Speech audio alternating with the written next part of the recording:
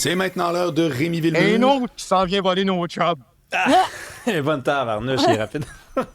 Marc Messier, Colin, ça fait mal, hein? Ça fait mal. Moi, je l'ai appris pendant qu'on animait tantôt. Puis pendant la pause, j'avais de la difficulté, là. Arrête donc! Ouais. Ça arrive pas souvent, moi, mais... Tu sais, des fois, quand les gens s'en vont, les gens connus, là, les gens qu'on connaît tous au Québec, des fois, ça peut être, mettons, un sportif. Là, tu te dis, je me rappelle, il avait marqué tel but. Puis là, t'es comme, tu te rappelles ce but-là, puis t'es impressionné, puis c'est tout. Des fois, c'est juste ça. Des fois, c'est du monde qui ont des chanteurs. Mettons, tu dis, moi, je dansais dans ce temps-là. C'était mon époque. Marc Messier, je sais pas pour toi, là, mais moi, j'ai eu l'impression tantôt de le prendre bien dur parce que je me suis dit, est-ce qu'il va en avoir des prochains? Ça, c'est très différent, ça, de toutes les deux autres catégories que je viens de te nommer. Parce que des fois, ces gens-là incarnent une époque, puis c'est comme le deuil d'une époque en même temps. Où c'est le constat que le monde change, puis tu restes accroché à certaines affaires. Puis là, tu te dis, Colin, c'est un dernier morceau d'une époque qui disparaît, qui s'effrite. Et ça, c'est plus dur que tout. Ça, c'est plus dur que tout. Je pense que c'est plus dur que tout. Mais oui, parce que c'est le deuil. C'est pas une personne qui s'en va. C'est une époque. C'est des mœurs. T'es conscient que c'est la vie? Oui, mais comme je te dis, c'est pas tout le monde qui incarne ça en soi. Non, ça, je comprends. C'est quelqu'un de mais son qu'une âge... époque en tasse une autre, on n'y peut rien. Oui, mais il y a des époques, des fois, qu'on condamne. Puis l'époque de Marc Messier, elle a subi, je pense, des procès dans les dernières années. Là, on s'est dit, dans le temps, le monde, il niaisait les minorités, dans le temps. Les gars, dans le temps. Ouais. Puis je trouve que, tu sais, avec le recul, franchement, là, cette époque-là avait bien plus de choses à nous apprendre qu'il n'en fallait en condamner.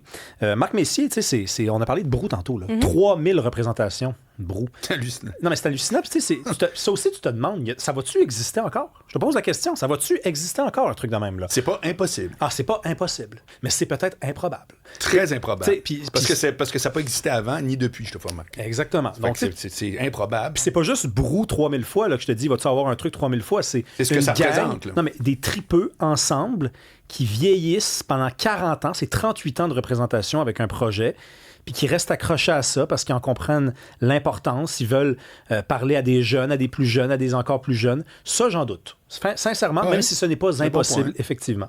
J'ai parlé à Régent Tremblay, moi, tantôt. On l'a reçu à l'émission, puis il m'a dit, on lui a demandé à la fin, c'était qui Marc Messier en un mot. Puis il m'a dit, c'était une époque où on faisait confiance aux créateurs. Puis il a dit, Régent Tremblay, il dit, j'écris Lancez compte au début des années 80. J'ai milieu de la quarantaine. J'ai jamais écrit de la télé de ma vie, ni un film. Puis on m'approche, puis on me dit, on te donne 1 million l'épisode, écris une série sportive. Puis Marc Messier, qui a juste joué des rôles comiques, il va jouer un macho inspirant, un joueur de hockey puissant, le fun. C'est pas un rôle comique. Tu sais, c'était une époque quand même où on regardait pas le pedigree de quelqu'un, puis on disait, il faut qu'il respecte tel critère, il a fait 8 courts-métrages, il va préfinancer ça. Non, on faisait confiance au monde. Puis les gens, avec cette confiance-là, ils livraient parfois des résultats incroyables. T'sais, les meilleures séries, les meilleurs films, c'est quand même, je pense, à cette époque-là. Tu sais, t'as fait jouer une blague à Fern. Il est autour de la table dans les Boys, puis il dit à Fern, il fait une joke sur les BS. Écoute, toi, tu fais du stand-up, là. Je sais qu'il y a encore des jokes grivoises et des jokes osés qui se font. Il s'en fait moins qu'avant. Parce qu'aujourd'hui, les créateurs se disent, on va-tu me comprendre? On va-tu penser que ça vient de mauvaises intentions? Je pourrais blesser.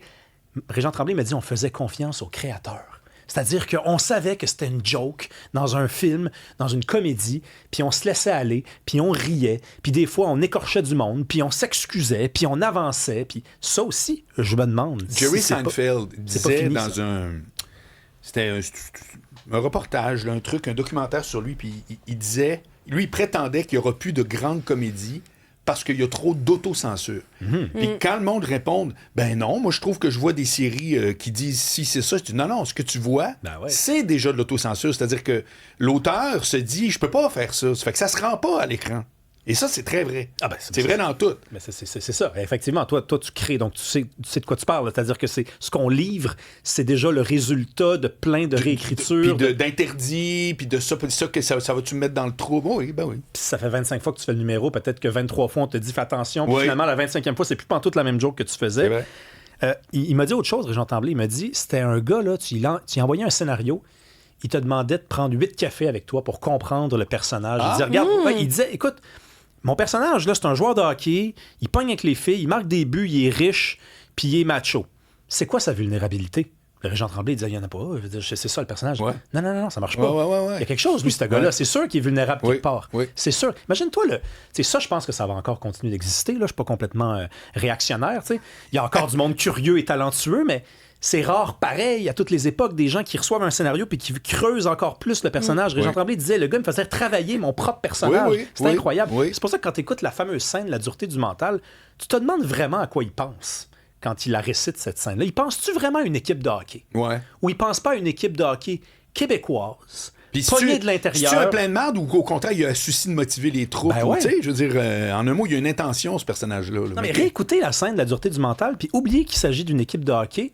Pensez 2 secondes qu'il s'agit du Québec, tout simplement. Ouais. C'est quoi notre force, nous, les boys? Ça serait pas à l'intérieur, entre les 2 oreilles. Puis c'est quoi cette équipe-là? C'est une équipe pognée de l'intérieur, comme le Québec, divisée à l'intérieur, un peu maladroite, un peu bric-à-brac, ramassé, mais avec un seul destin. Les boys, ils gagnent tout le temps.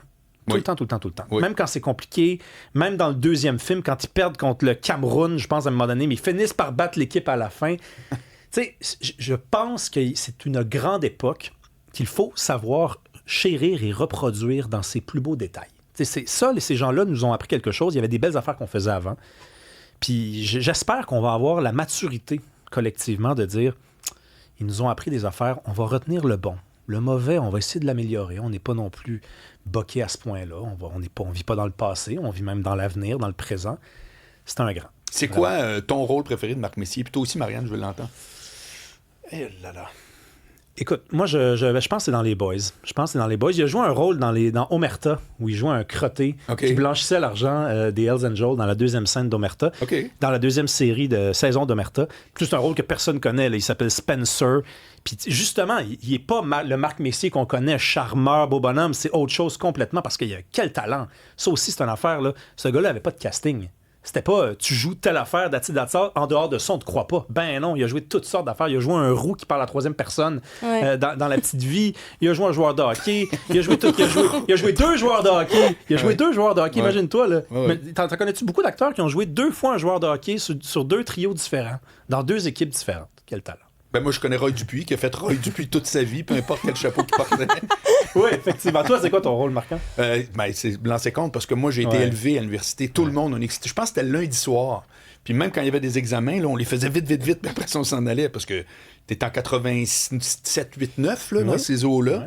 Puis il n'y a pas rien, il n'y a même pas de DVD. Là. Y a pas... En tout cas, non, il y a peut-être le VHS qui commençait dans ce temps-là. Je pense que j'étais en secondaire 5, ouais.